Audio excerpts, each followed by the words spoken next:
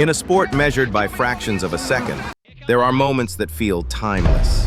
Moments when man and machine move as one, not by logic, but by instinct. In 1988, on the streets of Monaco, Ayrton Senna didn't just drive a Formula One car. He entered something else, a different dimension. What happened that day remains one of the most mysterious laps ever driven. Senna was driving for McLaren Honda with his teammate and rival, Alain Prost. The Monaco track was narrow and very difficult, leaving no room for mistakes. Prost had already set a fast lap. But even though Senna was already in first place, he didn't stop.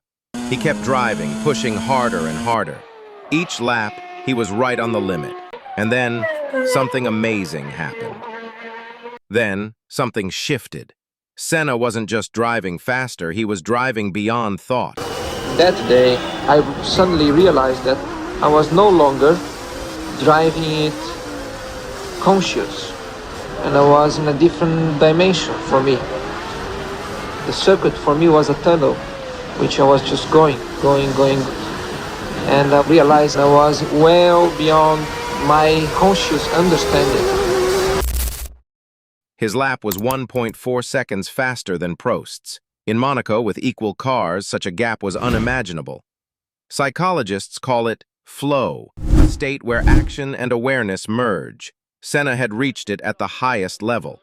He chose not to push further, not out of fear of the track, but of the unknown within himself. Senna was so immersed, so far beyond his conscious limits, that when it ended, he was shaken. It frightened me because I realized I was well beyond my conscious understanding. He could have gone faster, but he didn't. He returned to the garage, visibly disturbed. For Senna, this was more than speed. It was transcendence. In his words, to be in that moment was like touching God. That day, Ayrton Senna wasn't just driving a car. He became one with it. Most of you wonder how to enter the flow state.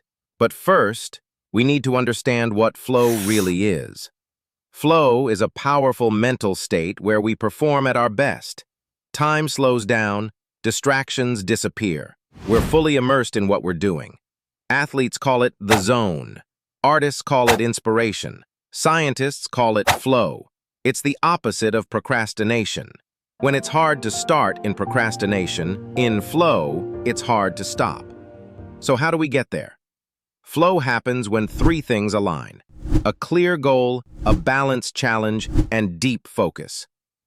Start with something you love. Set a clear goal. Eliminate distractions. Focus fully. At first, it may take time, but with practice, it gets easier. Flow isn't magic, it's a skill, and the more you train it, the more natural it becomes. This is the power of flow. Hope you find your own.